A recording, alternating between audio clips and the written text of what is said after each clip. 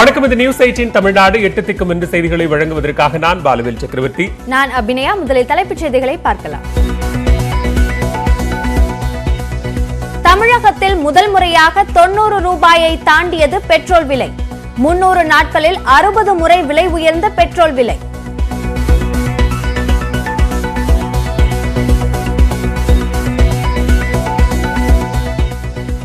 அச்சுறுத்தல் மிரட்டல்களுக்கெல்லாம் அஞ்சப்போவதில்லை என்று முதலமைச்சர் பழனிசாமி திட்டவட்டம்.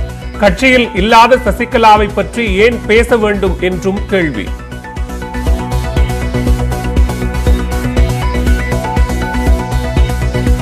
அமமுக மாவட்ட செயலாளர்களுடன் சசிகலா இன்று ஆலோசனை. அடுத்த கட்ட நடவடிக்கைகள் குறித்து கருத்துக்களை கேட்டறிய உள்ளதாக தகவல்.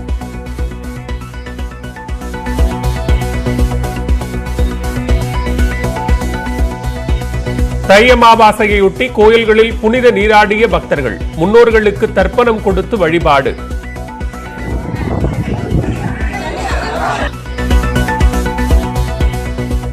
தமிழகத்தில் ஒரே கட்டமாக சட்டப்பேரவை தேர்தலை நடத்த வேண்டும். தலைமை தேர்தல் ஆணையரிடம் அதிமுக, திமுக உள்ளிட்ட கட்சிகள் வலியுறுத்தல்.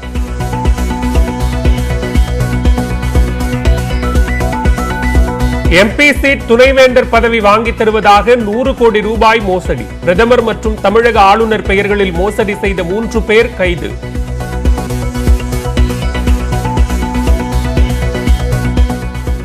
வேளாண் சட்டங்கள் கொண்டுவரப்பட்ட பின் எந்த மண்டியும் மூடப்படவில்லை. காங்கிரஸ் போன்ற குழப்பமான கட்சியால் நாட்டிற்கு நல்லது செய்ய முடியாது என்றும் மோடி காட்டம். மக்களவையில் பிரதமர் உரையை புறக்கணித்து எதிர்க்கட்சிகள் வெளிநடப்பு.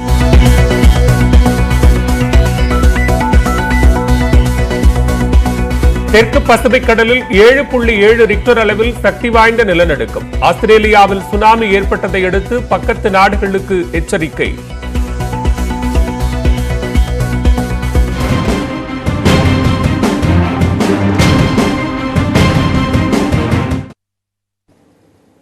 தமிழகத்தில் பெட்ரோல் விலை இதுவரை இல்லாத அளவாக லிட்டருக்கு 90 ரூபாயை கடந்துள்ளது. சென்னையில் 1 லிட்டர் பெட்ரோல் விலை 22 காசு உயர்ந்து 90 ரூபாய் 18 அதிகரித்துள்ளது. தமிழகத்தில் முதல் முறையாக பெட்ரோல் விலை 90 ரூபாயை தொட்டுள்ளது. டீசல் விலை 28 காசுகள் உயர்ந்து 83 ரூபாய் 18 காசுகளாக அதிகரித்துள்ளது. கச்சா எண்ணெய் விலை பீப்பாய்க்கு $61 விலை உயர்ந்துள்ளதால் பெட்ரோல் டீசல் விலை ஏறுமுகமாகியுள்ளது.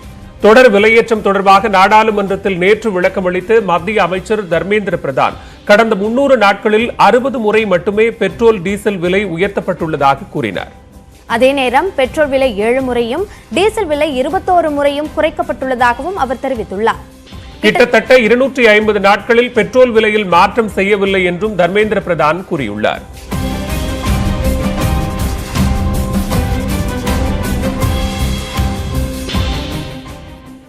தை அமாவாசை தினமான இன்று ஸ்ரீரங்கம் அம்மா மண்டபம் காவிரி படித்துறையில் அதிகாலை முதலே ஆயிரக்கணக்கானோர் காவிரி ஆற்றில் நீராடி பின்னர் முன்னோர்களுக்கு தர்ப்பணம் கொடுத்து வருகின்றனர். விவரங்களை செய்தியாளர் கதிரவனிடம் கேட்கலாம். கதிரவன், எவ்வளவு பேர் அந்த பகுதியில் கூடியிருக்கிறாங்க? என்ன மாதிரியான ஏற்பாடுகள் செய்யப்பட்டிருக்கு?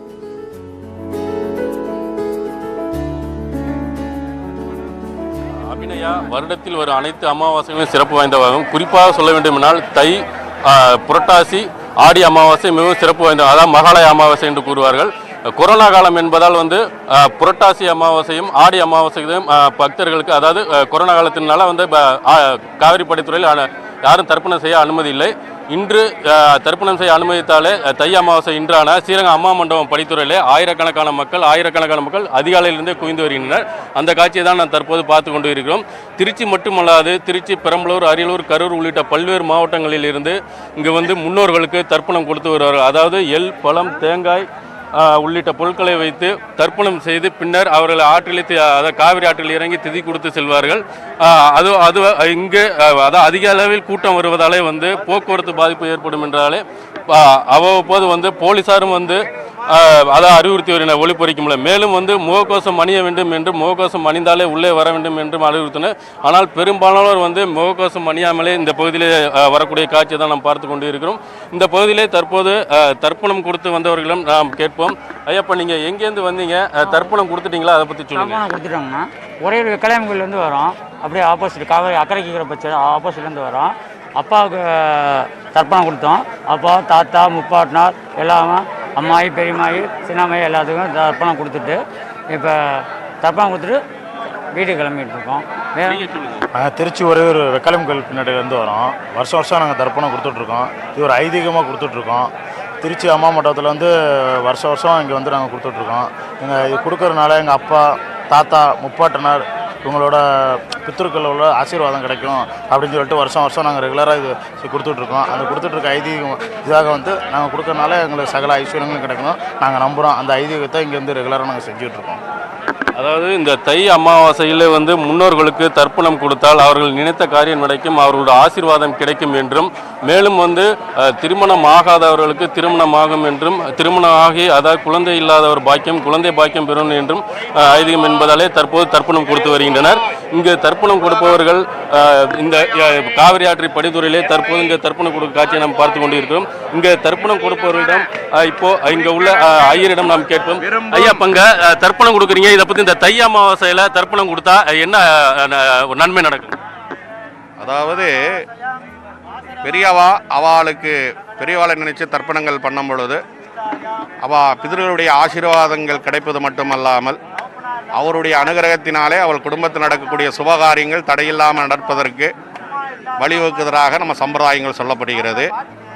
பிதர்கள் ஆசீர்வாதத்தினாலே அவளுடைய குழந்தைகளுக்கு படிப்பு சம்பந்தப்பட்டது மட்டுமல்லாமல், வியாதிகள் சம்பந்தப்பட்டது மட்டுமல்லாமல், திருமண காரியம் மட்டுமல்லாமல், உத்தியோகங்கள் சம்பந்தப்பட்டது இல்லாமல் எல்லா சுபகாரியம் பிதர்கள் தெய்வமாக இருந்து நடத்தி கொடுக்கறதாக சம்பிரதாயம். அதனால் இங்கே வந்து முன்னோர்களுக்கு அவர்கள் பெரியவர்களை நினைத்து அவர்கள் தர்ப்பணம் செய்து கொண்டிருக்கிறார்கள். அதாவது முன்னோர்களுக்கு இங்கு அதாவது இறந்த முன்னோர்களுக்கு தர்ப்பணம் கொடுத்தால் அவர்கள் நினைத்த காரியம் நடக்கும் என்பதாலே ஸ்ரீரங்கம் அம்மா மண்டபம் படித்துறையிலே தற்போது ஆயிரக்கணக்கான தர்ப்பணம் கொடுத்து வருகின்றனர். மேலும் இங்கு திருச்சி மாவட்டத்தை பொறுத்த வரைக்கும் திருச்சி ஐயாளம்மன் படித்துறை, முசிறி காவிரி படித்துறை, முக்கம்பு காவிரி ஆறு, கல்லணை உள்ளிட்ட பல்வேறு பகுதியிலே தற்போது தர்ப்பணம் கொடுத்து வருகின்றனர். இந்த தர்ப்பணம் அதாவது இந்த இலையில் வைக்கப்பட்டுள்ள தேங்காய், பழம், எள் உள்ளிட்டதை திதி கொடுத்த பின்னர் அதை எடுத்து காவிரி ஆற்றிலே தற்போது கரைத்து அதன் பின்னர் தர்ப்பணம் கொடுத்து திதி கொடுத்து வீட்டிற்கு செல்வார்கள். அபிநயா, விவரங்களை பதிவு செய்தமைக்கு நன்றி கதிரவன். இன்று தை அமாவாசை என்பதால் ராமேஸ்வரம் அக்னி தீர்த்த கடற்கரையில் ஏராளமான பக்தர்கள் புனித தீர்த்தமாடி சுவாமி தரிசனம் செய்து வருகிறார்கள். இது தொடர்பான கூடுதல் விவரங்களோடு இணைகிறார் செய்தியாளர் வீரகுமார். தற்போது அக்னி தீர்த்தத்தில் புனித நீராடல் நிகழ்வு நடைபெற்றுக் கொண்டிருக்கிறது. எவ்வளவு பேர் அங்கு பங்கேற்றிருக்கிறாங்க? அங்கு செய்யப்பட்டிருக்கக்கூடிய ஏற்பாடுகள் என்ன? விவரங்களை பதிவு செய்யலாம். பாலவேல் ராமேஸ்வரம் ராமநாத சுவாமிகள் திருக்கோயிலில் அக்னி தீர்த்த கடலில் குளித்து 22 புனித தீர்த்தங்கள் நீராடி சுவாமி தரிசனம் செய்வது வழக்கம். அதாவது தமிழகத்துல வந்து கொரோனா தொற்று பரவல் காரணமாக கடந்த ஒரு வருடத்துக்கு மேலாக அக்னி தீர்த்த கரையில் புனித நீராடுவதற்கு தடை விதிக்கப்பட்ட நிலையில் தற்போது கடந்த சில நாட்களுக்கு முன்பு கொரோனா தளர்வுகள் செய்யப்பட்ட நிலையில் ராமேஸ்வரம் அக்னி தீர்த்த கரையிலும் நீராடுவதற்கு தளர்வுகள் செய்யப்பட்டிருந்தன. இந்நிலையில் கடந்த ஒரு வாரத்துக்கு காலத்திற்கு முன்பு அரசு ராமேஸ்வரம் திருக்கோயில் புனித நீராட அனுமதி அளித்தது. அதன் பின் ராமேஸ்வரம் திருக்கோயில் வட மாநிலம் மற்றும் தமிழகத்தின் பல்வேறு பகுதிகளில் இருந்து பொதுமக்கள் புனித நீராட தரிசனம் மேற்கொண்டனர். இந்நிலையில் இன்றைய தினமான தை அமாவாசையை முன்னிட்டு ஏராளமான பக்தர்கள் தங்கள் முன்னோர்களுக்கு பித்தர்களுக்கும் காய்கறிகள், பழங்கள் மற்றும் எள் வைத்து தங்களது முன்னோர்களுக்கு தர்ப்பணம் செய்து வருகின்றனர். போக்குவரத்து அதே போன்று அதிகப்படியான பொதுமக்கள் வந்து வட மாநிலங்களில் இருந்தும் மற்ற பகுதிகளில் இருந்தும் தமிழகத்தில் பல்வேறு பகுதிகளில் இருந்தும் உள்ளூர் மற்றும் வெளியூர் மக்கள் வந்து ஏராளமானோர் பகுதியில் குவிந்து வருகின்றனர். இதனால் போக்குவரத்து நெரிசலும் இங்கே சற்று அதிகமாக காணப்படுகிறது. இப்பகுதியில் வந்து அதிகப்படியான வந்து பக்தர்கள் வருவதன் காரணமாக ராமநாதபுரம் மாவட்ட கண்காணிப்பாளர் கார்த்திக் அவர்களின் உத்தரவின்படி விருதுநகர், ராமநாதபுரம், சிவகங்கை உள்ளிட்ட காவல்துறையினர் வந்து சுமார் 1500க்கும் மேற்பட்ட காவல்துறை பாதுகாப்பு பணியில் ஈடுபட்டு வருகின்றனர். அது மட்டுமல்லாமல் கோயிலுக்கு வரக்கூடிய பக்தர்களுக்கு சரியாக முகக்கவசம் மற்றும் அது பரிசோதனை செய்யப்பட்டு உள் அனுமதிக்கு வந்து பரிசோதனை நிலையங்கள் அங்கங்க நிறுவப்பட்டு பக்தர்கள் வந்து பரிசோதனை செய்யப்படுகின்றனர். இதனால் முகக்கவசம் அணியாத பக்தர்கள் வந்து கோயிலுக்கு அனுமதிக்கப்படாததால் பக்தர்களுக்கும் நிர்வாகிகளுக்கும் இடையே தற்போது வாக்குவாதம் நடைபெற்று வருகிறது. அது மட்டுமல்லாமல் பக்தர்கள் அதிகப்படியாக வருவதன் காரணமாக வெளியூர் வாகனங்கள் அதிகப்படியாக வந்ததன் காரணமாக உள்ளூர் பகுதிகளில் அதிகப்படியான வாகன நெரிசல் ஏற்படுவதாலும் போக்குவரத்து வந்து சரி செய்ய முடியாத சூழ்நிலையில் போக்குவரத்து பாதிப்பு ஏற்பட்டதாக வாகன ஓட்டிகள் தெரிவித்து வருகின்றனர். இவ்வாறு வந்து பல்வேறு பகுதிகளில் இல்லாமல் ராமநாதபுரம் மாவட்டத்தில் தேவிப்பட்டினம் மற்றும் சேதுகரை பகுதிகளிலும் அக்னி தீர்த்தங்களை புனித நீராடி வருகின்றனர். பாலவேல். நன்றி வீரகுமரன், விரிவான விவரங்களுக்கு. தை அமாவாசை தினமான இன்று நெல்லை நகர் பகுதிகளில் உள்ள தாமிரபரணி ஆற்றின் கரைகளில் ஏராளமானோர் அதிகாலையிலேயே கூடி முன்னோர்களுக்கு எள் தண்ணீர் தெளித்து தர்ப்பணம் கொடுக்கின்றனர். விவரங்களை செய்தியாளர் சிவமணியிடம் கேட்கலாம். சிவமணி, ராமேஸ்வரத்தை பொறுத்த வரைக்கும் கடற்கரை முழுவதுமாக மனித தலைகளாக பார்க்க முடிகிறது. அங்க இருக்கக்கூடிய சூழல் என்ன? எப்போதிலிருந்து மக்கள் கூட தொடங்கி இருக்கிறார்கள்? நிச்சயமாக வினயா, கொரோனா தொற்றின் காரணமாக ஆண்டில 12 அமாவாசைகள், மாதத்தில் ஒரு அமாவாசை என 12 அமாவாசைகள் வந்த போதிலும் கூட 3 அமாவாசைகள் சிறப்பு வாய்ந்ததாக கருதப்படுகிறது. ஆடி அமாவாசை, மகாலய அமாவாசை, புரட்டாசி மாதத்தில் வரக்கூடிய மகாலய அமாவாசை, அதுபோன்று தை அமாவாசை சிறப்பு வாய்ந்ததாக கருதப்படுகிறது. இந்த நாட்களில் முன்னோர்களுக்கு தர்ப்பணம் செய்து வழிபாடு நடத்துவது அப்படிங்கிறது முக்கியமான கடமையாக கருதப்படுகிறது. அந்த அடிப்படையில திருநெல்வேலி மாவட்டத்தை பொறுத்த வரைக்கும் திருநெல்வேலி மாவட்டம் தாமிரபரணி ஆறு ஓடக்கூடிய அனைத்து பகுதிகளிலும், பாபநாசம் முதல் தூத்துக்குடி மாவட்டம் புன்னக்காயல் வரை அனைத்து பகுதியிலும் கரைகளில் மக்கள் இந்து மக்கள் அவர்கள் தங்களுடைய முன்னோர்களுக்கு தர்ப்பணம் செய்து வழிபாடு நடத்துவது அப்படிங்கிறது வழக்கமான நடைமுறையாக இருந்து வருகிறது. கொரோனா தொற்றின் காரணமாக கடந்த முறை வந்த ஆடி அமாவாசை மற்றும் மகாலய அமாவாசை காலங்களில் தர்ப்பணம் செய்வதற்கு அனுமதி மறுக்கப்பட்டிருந்தது. தற்போது அனுமதி அளிக்கப்பட்டிருக்கிற நிலையில திருநெல்வேலி மாவட்டத்தில் கூடிய பாபநாசம் முதல் திருநெல்வேலி நகர்பகுதியில் இருக்கக்கூடிய தாமிரபரணி ஆற்றங்கரை பகுதிகளில் ஏராளமானோர் அதிகாலையிலேயே கூடி, ஆயிரக்கணக்கானவர்கள் அதிகாலையிலேயே கூடி முன்னோர்களுக்கு வேத விற்பனர்கள் அந்தரங்கள் மூலங்க தங்களுடைய முன்னோர்களுக்கு தர்ப்பணம் செய்து வழிபாடு நடத்தி வருகிறார்கள். இதற்கு காவல்துறையினர் பாதுகாப்பும் நேற்று முதலே போடப்பட்டிருக்கிறது. நேற்றுக்கு அந்த அனுமதி வழங்கப்பட்டது அப்படிங்கிற தகவல் வெளியானது முதலே நேற்று முதலே காவல்துறையினர் பாதுகாப்பு பணியில் ஈடுபட்டிருக்காங்க. இந்த காலத்தை இந்த தை அமாவாசை அப்படிங்கிற தை அமாவாசை காலங்கள்ல தங்களுக்கு அதாவது தங்களுடைய கடவுள்களுக்கு வழிபாடு நிகராக இந்த தை அமாவாசை தினங்கள்ல முன்னோர்களை வழிபாடு நடத்துவது அப்படிங்கிறது முக்கியமானதாக கருதப்படுவதால ஏராளமானவர்கள் இங்க பாபநாசம் பகுதியிலிருந்து திருநெல்வேலி நகர் பகுதி வரைக்கும் அனைத்து பகுதிகளிலும் வேத விற்பனர்கள் முழங்க, அவர்கள் வேத மந்திரங்கள் முழங்க அவர்கள் தங்களுடைய முன்னோர்களை நினைத்து வழிபாடு நடத்துகிறார்கள். பாபநாசத்தை பொறுத்த வரைக்கும் பல ஆயிரக்கணக்கான மக்கள் கூடுவது வழக்கம் அப்படிங்கிறதுனால அங்க போக்குவரத்து மாற்றம் உள்ளிட்ட பல்வேறு ஏற்பாடுகளும் செய்யப்பட்டிருக்கிறது. இங்க தாமிரபரணி ஆற்றுல பாபநாசம் தான் முதல் பகுதி அப்படிங்கிறதுனால, மலையிலிருந்து வரக்கூடிய முதல் பகுதி அப்படிங்கிறது அங்க வழிபாடு நடத்துவது சிறப்பு அப்படிங்கிறதுனாலையும் அங்கேயும் வேற ஏற்பாடுகள், ஏராளமான ஏற்பாடுகள், காவல்துறை ஏற்பாடுகளோடு அந்த மக்களுக்கு முன்னோர்களுக்கு தர்ப்பணம் செய்யும் நிகழ்வு நடைபெற்று வருகிறது. விவரங்களுக்கு நன்றி சிவமணி. அமமுக மாவட்ட செயலாளர்களுடன் சசிகலா இன்று ஆலோசனை நடத்த உள்ளார். சொத்து குவிப்பு வழக்கில் 4 ஆண்டு சிறை தண்டனை முடிந்து சசிகலா சென்னை திரும்பிய நிலையில் கடந்த 2 நாட்களாக ஓய்வில் இருந்து வந்தார். இந்நிலையில் அமமுக மாவட்ட செயலாளர்களை சசிகலா இன்று சந்தித்து பேசுகிறார். அப்போது அமமுக வரும் சட்டமன்ற தேர்தலில் தனித்து போட்டியிடுவதா அல்லது அதிமுகவுடன் இணைந்து தேர்தலை சந்திக்கலாமா என்பது குறித்து ஆலோசனை நடத்த உள்ளார். அமமுக 234 தொகுதிகளிலும் தனித்து போட்டியிட்டால் வெற்றி வாய்ப்பு எப்படி இருக்கும், அதிமுக திமுகவிற்கு என்ன விதமான சாதக பாதகங்களை ஏற்படுத்தும் என்பது குறித்து விரிவாக விவாதிக்கப்பட உள்ளது. அதிமுக அமமுக ஒன்றுபட்டு தேர்தலை சந்தித்தால் 3வது முறையாக ஆட்சியை தக்க வைக்க முடியுமா என்பது குறித்து சசிகலா கேட்டறிய உள்ளார். இந்த கூட்டத்தில் மாவட்ட செயலாளர்களின் அளிக்கும் தகவல்களை பொறுத்தே அதிமுக அமமுக இணைப்பு பற்றி சசிகலா முக்கிய முடிவெடுக்க கூடும் என்றும் தகவல்கள் தெரிவிக்கின்றன. வரும் சட்டமன்ற தேர்தலில் பொது எதிரியை வீழ்த்த அனைவரும் இணைந்து செயல்பட வேண்டும் என்று அமமுக பொதுச் செயலாளர் தினகரன் தெரிவித்திருந்த நிலையில் இன்றைய கூட்டம் முக்கியத்துவம் வாய்ந்ததாக பார்க்கப்படுகிறது.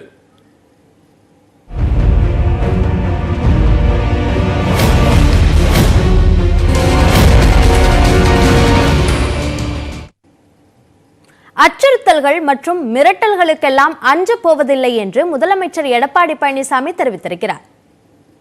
வேலூர், ராணிப்பேட்டை, திருப்பத்தூர் மாவட்டங்களை தொடர்ந்து கிருஷ்ணகிரியில் முதலமைச்சர் எடப்பாடி பழனிசாமி பிரச்சாரத்தில் ஈடுபட்டு இரட்டை இலை சின்னத்திற்கு வாக்கு சேகரித்தார். அப்போது பேசிய அவர், ஒரு குடும்பம் ஆள்வதற்கு எப்போதும் அதிமுக தலைவணங்காது என்று திட்டவட்டமாக தெரிவித்தார். அனைத்து இந்திய அண்ணா திராவிட முன்னேற்ற கழகத்தை இனி ஒருபோதும் உடைக்க முடியாது, கனவும் பலிக்காது. குடும்பம் ஆள்வதற்கு எப்பொழுதும் இந்த கட்சி தலைவணங்காது என்பதை நேரத்தில் தெரிவித்து, எடப்பாடி பழனிசாமி இல்ல, மரியாதைக்குள்ள KP முனுசாமி அவர்கள் இன்னைக்கு பல லட்சம் பேர் தமிழகத்தில் இருக்கின்றார்கள். அனைத்து அண்ணா திராவிட முன்னேற்ற கழகத்தை சேர்ந்த தொண்டன் தான் இனிமேல் இந்த கட்சிக்கு முதலமைச்சராக முடியும். அதைத் தொடர்ந்து சேலம் மாவட்டம் ஓமலூரில் உள்ள அதிமுக அலுவலகத்தில் நிர்வாகிகளுடன் முதலமைச்சர் ஆலோசனை மேற்கொண்டார். இந்த ஆலோசனைக் கூட்டத்தில் சட்டமன்ற தேர்தல் முன்னேற்பாடுகள் குறித்து விவாதிக்கப்பட்டது. பூத் வாரியாக கட்சி நிர்வாகிகள் செயல்பட வேண்டிய விதம் குறித்தும் பிரச்சார யுக்திகள் குறித்தும் கட்சி நிர்வாகிகளுக்கு முதலமைச்சர் அறிவுரைகளை வழங்கினார். அதன் பின்னர் செய்தியாளர்களை சந்தித்த அவர் எல்முனை அளவுக்கு கூட அதிமுகவில் பிளவை ஏற்படுத்த முடியாது என்றார். கட்சி விரோத நடவடிக்கைகளில் ஈடுபடுபவர்களை அடிப்படை உறுப்பினர் பொறுப்பிலிருந்து நீக்குவது வழக்கமான ஒன்றுதான் என்றும் சசிகலா உள்ளிட்டோரின் சொத்துக்களை பறிமுதல் செய்யும் நடவடிக்கைகள் நீதிமன்ற உத்தரவின்படியே நடைபெறுவதாகவும் இதற்கும் அரசுக்கும் தொடர்பில்லை என்றும் முதலமைச்சர் விளக்கம் அளித்தார். அமமுகவில் இருந்து விலகி அதிமுகவில் இணைய வந்தால் அதனை கட்சி தலைமை பரிசீலிக்கும் என்றும் அவர் தெரிவித்தார். அமமுக ஒரு கட்சி ஆரம்பிச்சு போட்டிக்கிட்டு அப்படி அவங்க கட்சின்னு எங்க சொல்ல முடியும்?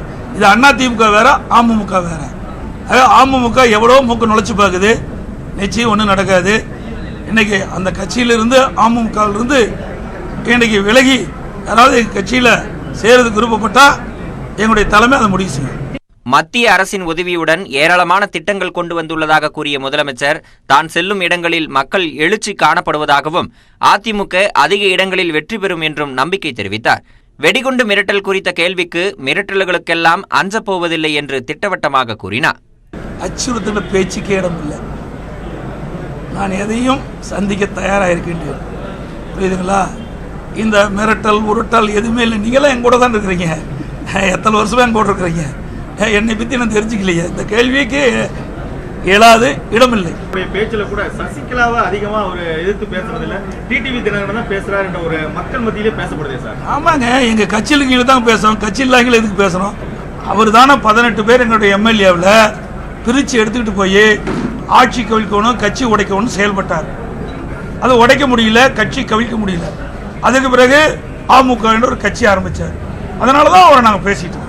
பாமகவுடன் கூட்டணி பேச்சுவார்த்தையில் இழுபறி எதுவும் இல்லை என்றும் பேச்சுவார்த்தைக்கு பின் தொகுதி பங்கீடு முடிவு செய்யப்படும் என்றும் எடப்பாடி பழனிசாமி தெரிவித்தார். முதலமைச்சர் எடப்பாடி பழனிசாமிக்கு மிரட்டல் விடுக்கப்பட்டதற்கு திமுக பொதுச் செயலாளர் துரைமுருகன் கண்டனம் தெரிவித்திருக்கிறார். வேலூர் மாவட்டம் காட்பாடியில் செய்தியாளர்களிடம் பேசிய அவர் ஊழல் செய்தவர்களின் சொத்துக்கள் பறிமுதல் செய்யப்படுவதை வரவேற்பதாக கூறினார். அதன் மூலமாக சம்பாதிக்கிற சொத்துக்களை அரசுடைமை ஆக்க வேண்டும் என்பதில் எனக்கோ என் கட்சிக்கோ எந்த விதமான மாறுபட்ட கருத்துக்கள் அத்தகைய நிலை இருந்தால் அது கண்டிக்கத்தக்கது. அத்தகைய கலாச்சாரம் வளர்வதற்கு யாரும் துணை போகக்கூடாது. அவருடைய இலாக்காவில் இத்தகைய போக்கு இருப்பது அவரது இலாக்காவை சரியாக கவனிக்கவில்லை என்றுதான் அர்த்தம். இடைவேளைக்கு பிறகு செய்திகளை தொடர்ந்து பார்க்கலாம்.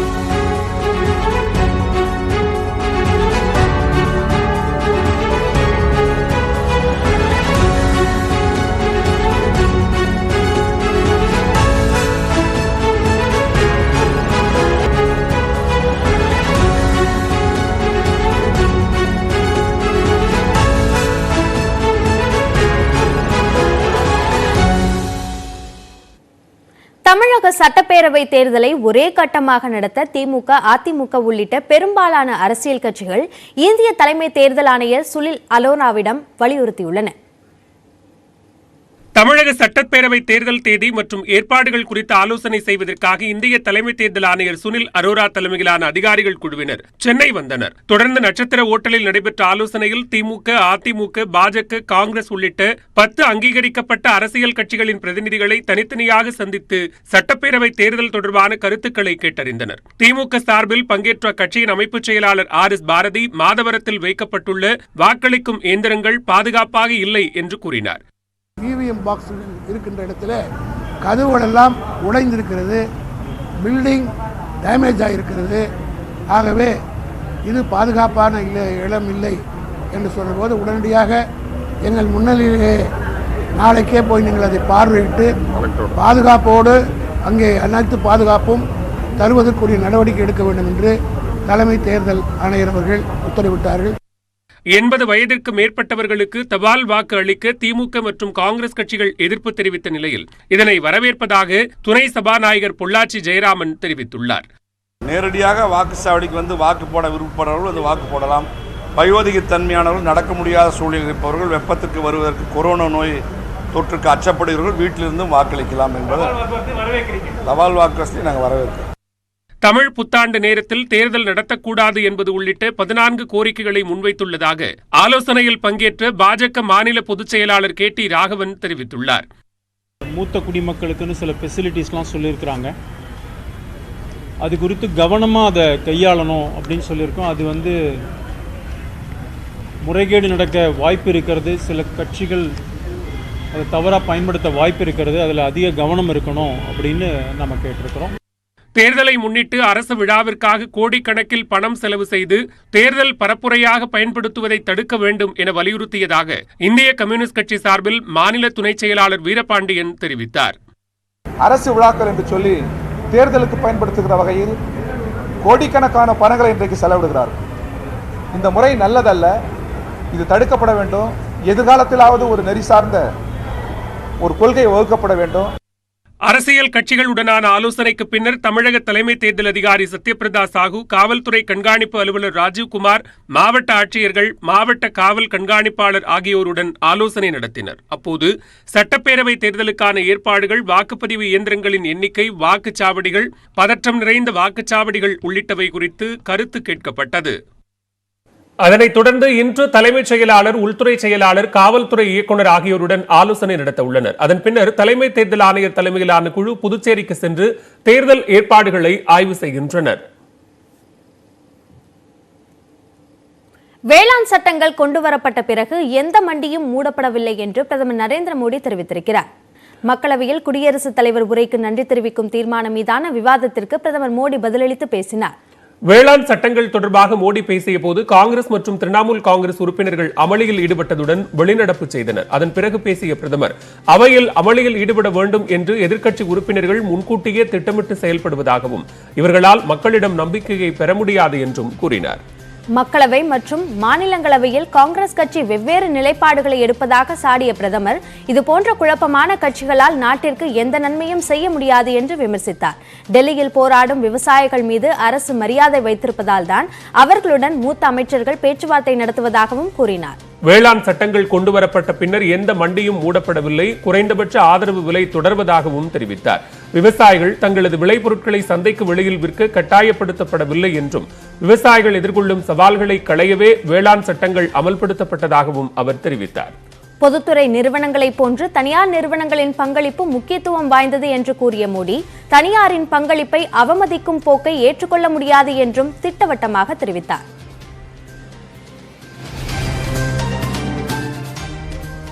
தொடர்ந்து விரைவுச் செய்திகளை பார்க்கலாம். செங்கல்பட்டு அருகே அடிக்கல் நாட்டு விழாவில் பங்கேற்ற அமைச்சர் ஜெயக்குமார் தமிழ்த்தாய் வாழ்த்து பாட தெரியாமல் திணறினார். அருகில் இருந்த அமைச்சர் பாண்டியராஜன் பாடல் வரிகளை எடுத்து கூற கடைசி 2 வரிகளை மட்டும் சத்தமாக பாடியபடி ஜெயக்குமார் இருக்கையில் அமர்ந்தார்.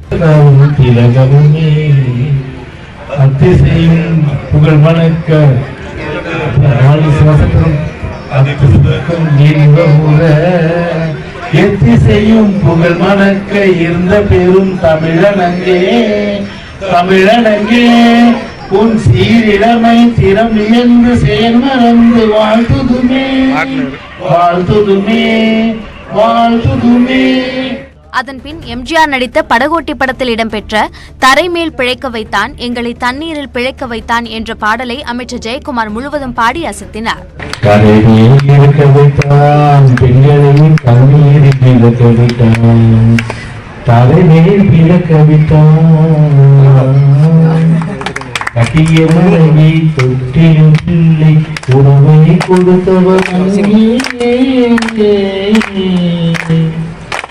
அந்த கடல் மேலே அலையாய் அலைந்து உயிரை கொடுப்பவர்.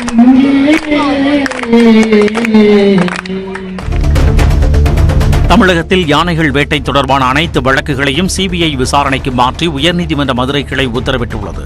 தந்தம் உள்ளிட்ட காரணங்களுக்காக வனப்பகுதியில் யானைகள் வேட்டை அதிகரித்து வருவதாக மனோஜ் இமானுவேல், புஷ்பவனம் என்ற இருவர் உயர்நீதிமன்ற மதுரை கிளையில் பொதுநல மனு தாக்கல் செய்தனர். இந்த வழக்குகள் நீதிபதி எம் சுந்தரேஷ் மற்றும் என் சதீஷ்குமார் ஆகியோர் அமர்வில் விசாரணைக்கு வந்தது. அப்போது யானை வேட்டை சர்வதேச அளவில் நடைபெறுவதாகவும் இதன் பின்னால் மாஃபியா கும்பல் செயல்படுவதாகவும் மனுதாரர் தரப்பில் வாதிடப்பட்டது. இதனை ஏற்றுக்கொண்ட நீதிபதிகள் சுற்றுச்சூழல் பாதுகாப்பில் யானைகள் மிக முக்கிய பங்கு வகிப்பதாக தெரிவித்தனர். இனிவரும் காலங்களில் யானை வேட்டை தொடர்வதை தடுக்கும் வகையில் யானை தொடர்பான வழக்குகளை சிபிஐ விசாரணைக்கு உத்தரவிட்ட நீதிபதிகள் வழக்கின் விசாரணையை ஜூன் 10ஆம் தேதிக்கு ஒத்திவைத்தனர். திருப்பூரில் தங்கியுள்ள வெளிநாட்டு தம்பதியின் 2 குழந்தைகள் ஒரே நாளில் சந்தேகத்திற்கிடமான முறையில் உயிரிழந்த சம்பவம் அதிர்ச்சியை ஏற்படுத்தியுள்ளது. நேபாளத்தை சேர்ந்த சந்தோஷ் திருப்பூரில் அவினாசி சாலையில் உள்ள தண்ணீர் பந்தல் பகுதியில் குடும்பத்துடன் தங்கியுள்ளார். அதே பகுதியில் உள்ள உணவகத்தில் சப்ளையராக பணியாற்றி வரும் சந்தோஷ் நேற்றிரவு வழக்கம் போல் உணவகத்திலிருந்து ஃப்ரைட் ரைஸ் கொண்டு வந்து பிள்ளைகளுக்கு கொடுத்துள்ளார். அதனை சாப்பிட்டுவிட்டு 3 பிள்ளைகளும் உறங்கியுள்ளனர். இரவில் மூத்த மகன் பிரையன் மூச்சுவிட சிரமப்பட்ட நிலையில் அவரை மருத்துவமனைக்கு கொண்டு சென்றனர். அங்கே பிரையன் உயிரிழந்தது தெரிய வந்தது. இந்நிலையில் நள்ளிரவில் மற்றொரு குழந்தையான பிரியங்காவும் உயிரிழந்தது. ஒரே வீட்டில் 2 குழந்தைகள் உயிரிழந்தது குறித்து போலீசார் விசாரணை நடத்தி வருகின்றனர். திருவாரூர் மாவட்டத்தில் சசிகலா, இளவரசி, சுதாகரன் ஆகியோருக்கு சொந்தமான 7 சொத்துக்களை பறிமுதல் செய்து மாவட்ட ஆட்சியர் உத்தரவிட்டுள்ளார். சொத்து குவிப்பு வழக்கின் மேல்முறையீட்டு மனு மீது உச்சநீதிமன்றம் 2017ஆம் ஆண்டு பிப்ரவரி மாதம் அளித்த தீர்ப்பின் அடிப்படையில் இளவரசி மற்றும் VN சுதாகரனுக்கு சொந்தமான சொத்துக்களை அரசு பறிமுதல் செய்து வருகிறது. சென்னை உள்ளிட்ட பல்வேறு மாவட்டங்களில் சொத்துக்கள் ஏற்கனவே பறிமுதல் செய்யப்பட்ட நிலையில் திருவாரூர் மாவட்டத்தில் சசிகலா, இளவரசி, சுதாகரன் ஆகியோரின் சொத்துக்கள் அரசுடைமையாக்கப்பட்டுள்ளன. இதன்படி ராம்ராஜ் அக்ரோ மில்ஸ் என்ற நிறுவனத்தின் பெயரில் வண்டாம்பாளை, கீழ்காவாதுகுடி கிராமங்களில் உள்ள 7 சொத்துக்களை அரசுடைமையாக்கி ஆட்சியர் உத்தரவிட்டுள்ளார். இதேபோல திருவள்ளூர் மாவட்டத்தில் இளவரசி சுதாகரனுக்கு சொந்தமான 41 ஏக்கர் நிலம் பறிமுதல் செய்யப்பட்டுள்ளது. கோவை மாவட்டத்தில் யானை வழித்தடத்தில் உள்ள 200 செங்கல் சூளைகளை அகற்ற தமிழக அரசுக்கு சென்னை உயர்நீதிமன்றம் உத்தரவிட்டுள்ளது. மலைப்பகுதி பாதுகாப்பு அமைப்பின் அனுமதி பெறாமல் தடாகம் பகுதியில் சுமார் 200 செங்கல் சூளைகள் அமைக்கப்பட்டுள்ளதாக சின்ன தடாகத்தைச் சேர்ந்த ராஜேந்திரன் மற்றும் யானைகள் நல ஆர்வலர் முரளிதரன் ஆகியோர் உயர்நீதிமன்றத்தில் வழக்கு தொடுத்தனர். இந்த வழக்குகள் தலைமை நீதிபதி சஞ்சீவ் பானர்ஜி மற்றும் செந்தில்குமார் ராமமூர்த்தி அமர்வில் விசாரணைக்கு வந்தது. அப்போது கனிம வளத்துறை தரப்பில் ஆஜரான வழக்கறிஞர் மனோகரன் வனத்துறையுடன் கலந்து ஆலோசித்து விதிமீறல் செங்கல் சூளைகளை கண்டறிய இருப்பதாக கூறி அவகாசம் கோரினார். அதனை பதிவு செய்த நீதிபதிகள் அனுமதிக்கப்பட்ட இடங்களை தவிர யானை வழித்தடங்களில் சட்டவிரோதமாக உள்ள செங்கல் சூளைகளை கண்டறிந்து நடவடிக்கை எடுக்க தமிழக அரசுக்கு உத்தரவிட்டு வழக்கு விசாரணையை ஒத்திவைத்தனர். ராஜஸ்தானில் கொரோனா தீவிர சிகிச்சை பிரிவு வார்டில் பணியில் இருந்த செவிலியர்கள் திரைப்பட பாடல்களுக்கு குத்தாட்டம் போட்ட வீடியோ சர்ச்சையை ஏற்படுத்தியுள்ளது. ஆல்வாரில் உள்ள ராஜீவ்காந்தி மருத்துவமனையில் வார்டில் நோயாளிகள் இல்லாதபோது ஒன்றாக கூடியிருந்த பணியாளர்கள் கவச உடைகளுடன் நடனமாடினர்.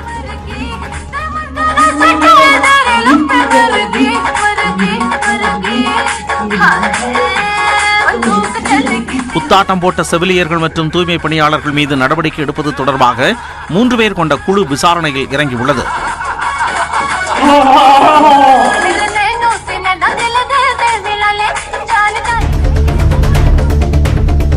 குஜராத் மாநிலத்தில் உள்ள ஹோட்டல் வளாகத்தில் பெண் சிங்கம் ஒன்று சாவகாசமாக உலா வந்தது பொதுமக்கள் மத்தியில் அச்சத்தை ஏற்படுத்தியது.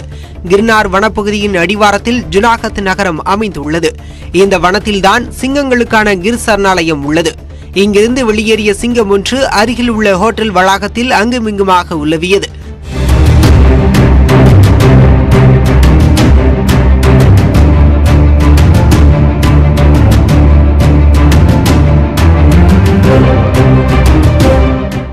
சிறிது நேரத்தில் ஓட்டல் தடுப்பை தாண்டி சென்று வெளியேறியது. சாலையோரம் உள்ள ஹோட்டலில் சிங்கம் நடமாடிய காட்சிகள் அங்கிருந்த சிசிடிவி கேமராக்களில் பதிவாகின. மியான்மரில் ஆட்சி கவிழ்ப்புக்கு காரணமான ராணுவ அதிகாரிகள் மீது பொருளாதார தடை விதிக்கப்படுவதாக அமெரிக்க அதிபர் ஜோ பைடன் அறிவித்துள்ளார். மியான்மரில் கடந்த 1ஆம் தேதி ராணுவம் ஆட்சியை கைப்பற்றிய சூழலில் ஆங் சான் சுகி உள்ளிட்ட அரசியல் தலைவர்கள் வீட்டுக் காவலில் வைக்கப்பட்டுள்ளனர். இந்நிலையில் சிறை வைக்கப்பட்டவர்களை உடனடியாக விடுவிக்க வேண்டும் என அமெரிக்க அதிபர் ஜோ பைடன் மியான்மர் ராணுவத்தை வலியுறுத்தியுள்ளார். அமெரிக்காவிடமிருந்து மியான்மர் ராணுவம் பெறும் $1 பில்லியன் நிதி நிறுத்தப்படுவதாக பைடன் அறிவித்துள்ளார். இந்த நடவடிக்கை வெறும் தொடக்கம்தான் எனவும் வரும் காலத்தில் கூடுதலாக பொருளாதார தடை விதிக்கப்படும் என்றும் பைடன் எச்சரித்துள்ளார். சென்னை சர்வதேச திரைப்பட திருவிழா வரும் 18ஆம் தேதி தொடங்குகிறது. இது தொடர்பாக செய்தியாளர்களை சந்தித்த சர்வதேச திரைப்பட விழா கூட்டமைப்பினர் வரும் 25ஆம் தேதி வரை திரைப்பட விழா நடைபெற உள்ளதாக தெரிவித்தனர். சென்னையில் உள்ள PVR திரையரங்குகள் மற்றும் காசினோ திரையரங்கில் திரைப்படங்கள் திரையிடப்படும் என்றும் விழாவில் 13 தமிழ் திரைப்படங்கள் உட்பட மொத்தம் 96 திரைப்படங்கள் திரையிடப்பட உள்ளதாகவும் கூறினர். வெற்றி பெறும் முதல் படத்துக்கு 2 லட்சம் ரூபாயும், இரண்டாம் பரிசாக 1 லட்சம் ரூபாயும் வழங்கப்படும் என குறிப்பிட்டனர். லைவ் டெலிகாஸ்ட் என்ற வெப் தொடரில் நடிகை காஜல் அகர்வால் தூங்காமல் கண்பிடித்து நடித்துள்ளதாக வெப் தொடரின் குழுவினர் தெரிவித்துள்ளனர். வெங்கட் பிரபு இயக்கத்தில் வைபவ், சுப்பு பஞ்சு ஆகியோர் நடிப்பில் உருவாகியுள்ள இந்த தொடர் வரும் 12ஆம் தேதி முதல் டிஸ்னி ஹாட்ஸ்டாரில் ஒளிபரப்பாகிறது. ஆளரவமற்ற மலை மீதுள்ள வீட்டில் தொலைக்காட்சி தொடரை படமாக்கும் போது ஏற்படும் திகில் அனுபவங்களே இந்த தொடரின் கதையம்சமாகும். தொடர் குறித்து பேசியுள்ள நடிகை காஜல் அகர்வால் படப்பிடிப்பு நடந்து முடிந்த பிறகும் தூங்க முடியாமல் போனதாக குறிப்பிட்டுள்ளார். படப்பிடிப்பை நினைத்தால் குலை நடுங்குவதாக கூறியுள்ள காஜல் அகர்வால் ரசிகர்களுக்கும் அதே உணர்வு உண்டாகும் என்று தெரிவித்துள்ளார். எதை ஷோவா பண்றதுன்ற ஒரு விவஸ்தையே இல்லல்ல, இப்ப மாட்டிட்டாங்கல்ல. டிஆர்பி என்னெல்லாம் பண்ணுது பாரு. என்ன நடந்துட்டு இருக்கு தெரியுதுல? இதுக்கு லைவ் போயிட்டு இருக்கு. கேமரா ஆஃப் பண்ணுங்க. செய்திகளை தொடர்ந்து பார்க்கலாம் சிறிய இடைவேளைக்கு பிறகு.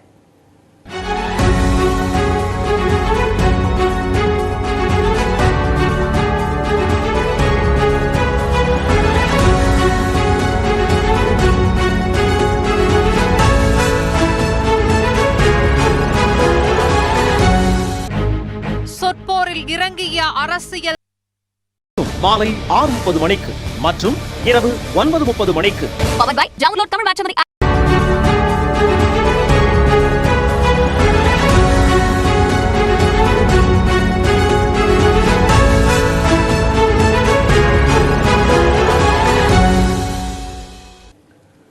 பிரதமர், முதலமைச்சர் மற்றும் ஆளுநரின் பெயரில் மோசடி செய்த புகாரில் பெங்களூருவைச் சேர்ந்த தந்தை, மகன் உட்பட 3 பேர் கைது செய்யப்பட்டுள்ளனர். வடபழனியைச் சேர்ந்த சினிமா தயாரிப்பாளரான ஜெபர் ஜோன்ஸ் சிபிசிஐடி அலுவலகத்தில் புகார் ஒன்றை அளித்திருந்தார். MP சீட் வாங்கி தருவதாக கூறி 1.5 கோடி ரூபாய் பெற்றுக்கொண்டு சிலர் தன்னை ஏமாற்றியதாக அதில் கூறியிருந்தார். அவர் அளித்த தகவல்களின் அடிப்படையில் வழக்கு பதிவு செய்து விசாரணை நடத்திய சிபிசிஐடி போலீசார் குற்றவாளிகளின் செல்போன் எண்ணை ஆய்வு செய்தனர். குற்றவாளிகள் பெங்களூருவில் உள்ளதை அறிந்த அவர்கள் அங்கே சென்று மகாதேவையா, அவரது மகன் அங்கீத் மற்றும் ஓசூரைச் சேர்ந்த ஓம் ஆகியோரை கைது செய்தனர்.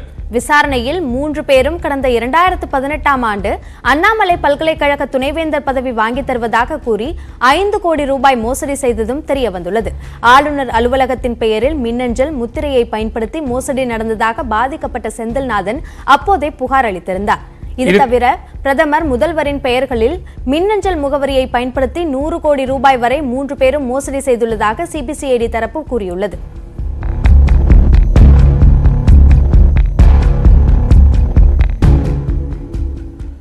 மத்திய அரசு பரிந்துரைத்த கணக்குகளை முடக்காததால் ட்விட்டர் நிறுவனத்திற்கும் பாஜக தலைவர்களுக்கும் இடையே மோதல் வெடித்துள்ளது. ட்விட்டருக்கு பதிலாக புதிய செயலியை மத்திய அமைச்சர்கள் பிரபலப்படுத்தி வருகின்றனர். குடியரசு தினத்தன்று டெல்லியில் விவசாயிகள் நடத்திய டிராக்டர் பேரணியின் போது நடைபெற்ற வன்முறையை தொடர்ந்து பத்திரிகையாளர்கள், சமூக செயற்பாட்டாளர்கள், அரசியல்வாதிகள் உள்ளிட்டோரின் 1300 கணக்குகளை முடக்க ட்விட்டர் நிறுவனத்திற்கு மத்திய அரசு பரிந்துரை செய்தது. இதற்கு பதிலளித்த ட்விட்டர் நிறுவனம், மத்திய அரசு பரிந்துரைத்துள்ள கணக்குகளை ஒட்டுமொத்தமாக முடக்க முடியாது என்றும், மாறாக இந்தியாவிற்குள் மட்டும் சில கட்டுப்பாடுகளை விதிக்க தயாராக இருப்பதாகவும் தெரிவித்தது. இது தொடர்பாக அந்நிறுவன அதிகாரிகளை தகவல் தொழில்நுட்ப அமைச்சக செயலர் சந்தித்து பேசுவார் என்று மத்திய அரசு தெரிவித்தது. இந்நிலையில் ட்விட்டர் நிறுவனத்திற்கு எதிராக பாஜக தலைவர்கள் ட்விட்டரிலேயே பதிவிட்டு வருகின்றனர். பெங்களூருவைச் சேர்ந்த பாஜக MP தேஜஸ்வி சூர்யா, இந்திய சட்டங்களுக்கு மேலாக ட்விட்டர் நிறுவனம் தன்னை பாவித்துக் கொள்வதாக கூறியுள்ளார். எந்த சட்டத்தை பின்பற்ற வேண்டும், என்ன செய்யக்கூடாது என ட்விட்டர் தேர்வு செய்வதாகவும் தேஜஸ்வி தெரிவித்துள்ளார். பாஜக தேசிய செயலாளர் PL சந்தோஷ், ஒரு நாட்டின் சட்டங்களை மதிக்க வேண்டும் என்றும் தனக்கென ஒரு சட்டத்தை இயற்றிக்கொள்ளக் கூடாது என்றும் கூறியிருக்கிறார். இந்தியாவில் அரசியலமைப்பு சட்டத்தின் வழி ஆட்சி நடைபெறுவதாகவும் சில கார்ப்பரேட் நிறுவனங்கள் கூறுவதை ஏற்றுக்கொள்ள முடியாது என்றும் சந்தோஷ் பதிவிட்டுள்ளார். இதனிடையே பெங்களூருவைச் சேர்ந்த ஸ்டார்ட் அப் நிறுவனம் ஒன்று உருவாக்கியுள்ள ட்விட்டர் போலவே இருக்கும் கூ என்ற செயலியை மத்திய அமைச்சர்கள் ரவிசங்கர் பிரசாத், பியூஷ் கோயல் ஆகியோர் பிரபலப்படுத்தி வருகின்றனர்.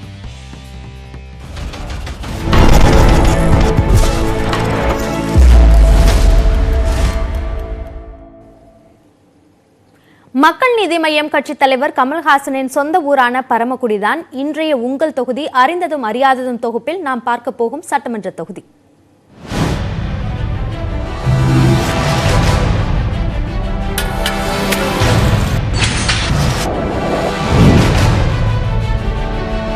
கடலை சேராத வைகை நதி கரை தொடாமல் ஓடும் ஊர் பரமக்குடி. மதுரைக்கு அடுத்தபடியாக கள்ளழகர் வைகையாற்றில் இறங்கும் வைபவம் 10 நாள் திருவிழாவாக இங்கே களை கட்டும். முத்தாலம்மன் கோயில் பங்குனி திருவிழாவில் பல்லாயிரம் பேர் பால்குடம் எடுத்து வருவதை காண இரு கண்கள் போதாது. ராமநாதபுரம் மாவட்டத்தின் இதயமாய் இருக்கும் பரமக்குடியில் ஆறு ஓடினாலும் பெரும்பாலும் மானாவாரி விவசாயம்தான் பல்லாயிரம் பேருக்கு சோறு போடுகிறது. 1,70,000 ஏக்கரில் நெல், கடலை, மிளகாய், பருத்தி உள்ளிட்டவை விளைகின்றன. தைப்பொங்கலுக்கு பொங்கல் பானையில் கட்டப்படும் மஞ்சள் 500 ஏக்கரில் விளையும் பகுதிக்கு மஞ்சள் பட்டினம் என்ற பெயரே உண்டு. பார்த்திபனூர் மற்றும் அதனை சுற்றியுள்ள பகுதிகளில் கருவேல மரங்களை வெட்டி விறகாக்கி மூட்டம் போட்டு அடுப்புக்கறி எரிக்கும் பணியில் மட்டும் பல்லாயிரம் பேர் ஈடுபடுகின்றனர். ஹோட்டல்கள், பேக்கரிகளுக்கு இந்த அடுப்புக்கறி விற்கப்படுகிறது. தோசை கல்லில் வெங்காயம், முட்டை போட்டு சால்னா ஊற்றி செய்யப்படும் டிங்டாங் என்ற உணவு தனி சுவை கொண்டு வெளியூர்காரர்களையும் வசீகரிக்கக்கூடியது. பரமக்குடி, யமனேஸ்வரம் பகுதிகளில் பல்லாயிரம் பேர் நெசவு நெய்யும் தொழிலில் ஈடுபடும் நிலையில் பட்டு, அம்பர் மற்றும் கைத்தறி ஆடைகள் பல ஊர்களுக்கு ஏற்றுமதி செய்யப்படுகின்றன. மக்கள் நீதி மய்ய தலைவரும் திரைத்துறையில் அரை நூற்றாண்டு கண்ட பன்முகக் கலைஞன் கமல்ஹாசனின் சொந்த ஊர் இந்த பரமக்குடி. பரமக்குடியில் அதிகபட்சமாக அதிமுக இதுவரை 8 முறை வென்றுள்ளது. திமுக 3 முறை மட்டுமே வாகை சூடியுள்ளது. காங்கிரஸ் 2 முறையும், தமிழ் மாநில காங்கிரஸ் 1 முறையும் வெற்றி பெற்றுள்ளன. 2016ஆம் ஆண்டு அதிமுக சார்பில் வென்ற முத்தையா டிடிவி தினகரன் பக்கம் சேர்ந்ததால் தகுதி நீக்கம் செய்யப்பட்டு நடைபெற்ற இடைத்தேர்தலில் அதிமுகவின் சதன் பிரபாகர் 14,032 வாக்குகள் வித்தியாசத்தில் வெற்றி பெற்றார். அவருக்கு 82,438 வாக்குகள் கிடைத்தன. அவரை எதிர்த்து போட்டியிட்ட திமுகவின் சம்பத்குமார் 68,406 வாக்குகள் பெற்றார். பரமக்குடி தொகுதியில் உள்ள 2,54,381 வாக்காளர்களில் அதிகபட்சமாக 1,28,298 பேர் பெண்கள், 1,26,068 பேர் ஆண்கள், 15 பேர் திருநங்கைகள். பரமக்குடியில் பாதாள சாக்கடை திட்டத்தை நிறைவேற்றுவோம் என்பது ஒவ்வொரு தேர்தலுக்கும் தவறாமல் அனைத்து அரசியல் கட்சிகளும் கொடுக்கும் வாக்குறுதி. வழக்கம் போல இந்த தேர்தலிலும் அது இடம்பெற்றிருக்கிறது. தற்போது 4 வழிச்சாலை அமைக்கப்பட்டு பேருந்துகள் ஊருக்குள் வராமல் அந்த வழியில் அதிகமாக செல்வதால் புறவழிச்சாலையில் பேருந்து நிலையம் அமைக்க வேண்டும் என்கிறார்கள் மக்கள். நெசவு நூல்களை சரி செய்ய அல்லுக்கூடம் அமைத்து தர வேண்டும் என்பது நெசவாளர்களின் ஒட்டுமொத்த கோரிக்கையாக இருக்கிறது. இது அதிமுகவின் கோட்டை என்பது இந்த தேர்தலிலும் நிரூபணமாகுமா? 24 ஆண்டுகளுக்கு பிறகு திமுக வெற்றியை சுவைக்குமா? சில மாதங்கள் காத்திருப்போம். நியூஸ் 18 தமிழ்நாடு செய்திகளுக்காக வீரகுமரன் மற்றும் தமிழ்ச்செல்வன். கடலூர் மாவட்டம் ஸ்ரீமுஷ்ணம் அருகே குடித்துவிட்டு தொடர்ந்து வீட்டில் தகராறு செய்து வந்த நபரை தாயும் சகோதரரும் இணைந்து அடித்துக் கொன்ற அதிர்ச்சி சம்பவம் நடந்துள்ளது. இதன் சிசிடிவி காட்சிகளை தற்போது பார்க்கலாம்.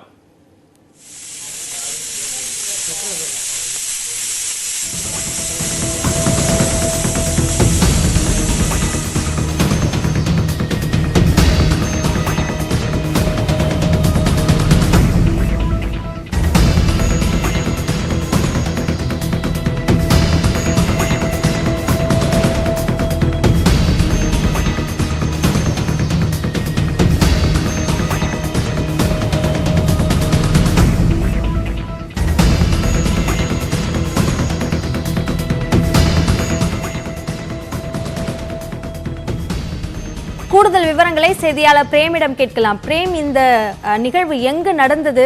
சம்பந்தப்பட்டவர்கள் கைது செய்யப்பட்டிருக்கிறார்களா? நிச்சயமாக, அதாவது கடலூர் மாவட்டம் ஸ்ரீமுஷ்ணம் வானகரை தெருவை சேர்ந்தவர் நடராஜன், இவரது மனைவி குப்பாய் இவருடைய மகன்கள் 2 பேர், ஒரு பாஸ்கரன் மற்றும் பிரபாகரன் வந்துள்ளார். இந்த நிலையில் மூத்த மகனான பாஸ்கரன் என்பவரன் வீட்டில் மது குடித்துவிட்டு அடிக்கடி குடும்பத்தினரும் அந்த தெரு பகுதியிலுள்ள பெண்களிடமும் அதிக அளவில் தொந்தரவு மற்றும் தகராறில் ஈடுபட்டு வந்ததாக கூறப்படுகிறது. தொடர்ச்சியாக அங்கு உள்ள பெண்களிடம் வம்பு இழுப்பதையும் அவர்களை தொந்தரவு செய்வதாக தொடர்ந்து வாடிக்கையா இருப்பதால் அந்த பகுதியில் உள்ள மக்கள் அந்த தாயிடமும் இளைய மகன் பிரபாகரிடம் அடிக்கடி முறையிட்டுள்ளனர். இவருடைய தொல்லை நாளுக்கு நாளுக்கு அதிகரித்து கொண்டே செல்கிறது. குடித்து விட்டு இவர் செய்யும் சேட்டைகள் என்பது பெண்கள் நடம்பட முடியாமல் சூழ்நிலை ஏற்படுகின்றன. உடனே போலீசாரின் தகவல் தெரிவித்துவிட்டு இவரை கைது செய்யும் நடவடிக்கை ஈடுபடுவோம் என அந்த பகுதி மக்கள் தொடர்ச்சியாக அந்த தாயிடம் கூறியுள்ளார். ஆனால் தொடர்ந்து தாய் கண்டித்து வருவதாக கூறப்படுகிறது. ஆனால் இதனை பொருட்படுத்தாமல் தினமும் பாஸ்கரன் குடித்துவிட்டு அந்த பகுதி பெண்களிடமும் சிலிமிஷன் சேட்டைகளை செய்து வந்துள்ளார். விவரங்களுக்கு நன்றி பிரேம்.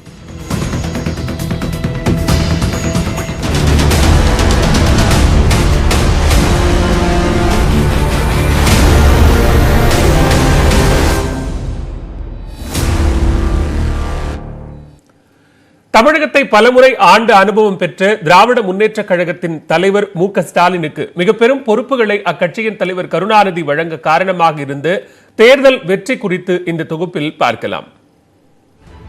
பலமுறை முதல்வராக இருந்த மிகப்பெரிய ஆளுமையான மு. கருணாநிதியின் மகனாக இருந்த போதும் குறிப்பிட்டு சொல்லக்கூடிய பதவியை மு.க. ஸ்டாலின் எளிதில் பெற்றுவிடவில்லை.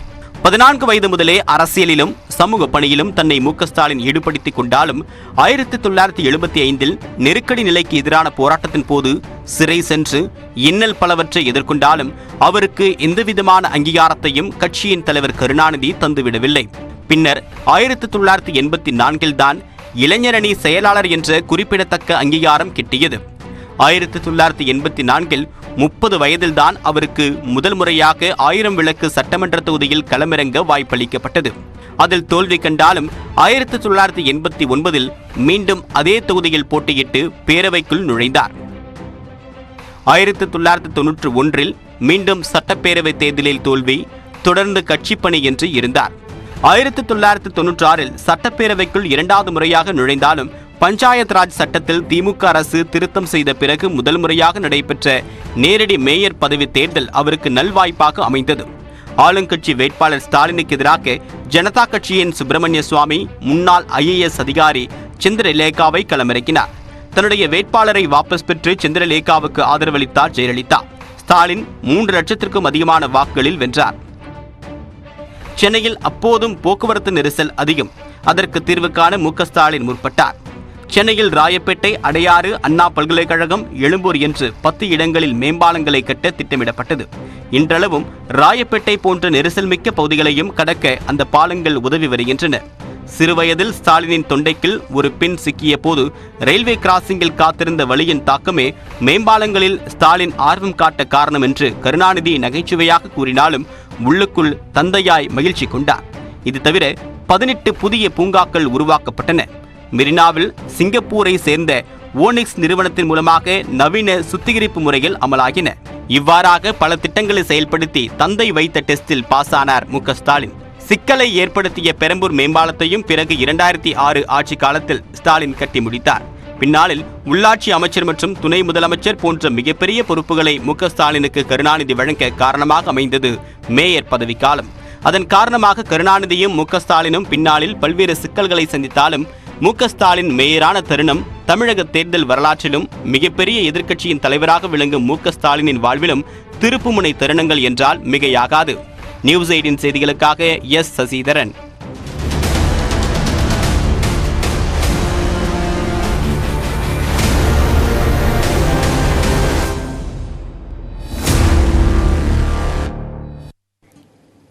மேலும் பல்வேறு செய்திகளை உடனுக்குடன் தெரிந்து கொள்ள நியூஸ் 18 தமிழ்நாடு தொலைக்காட்சியின் Facebook, Twitter மற்றும் YouTube உள்ளிட்ட வலைதள பக்கங்களை பார்க்கவும்.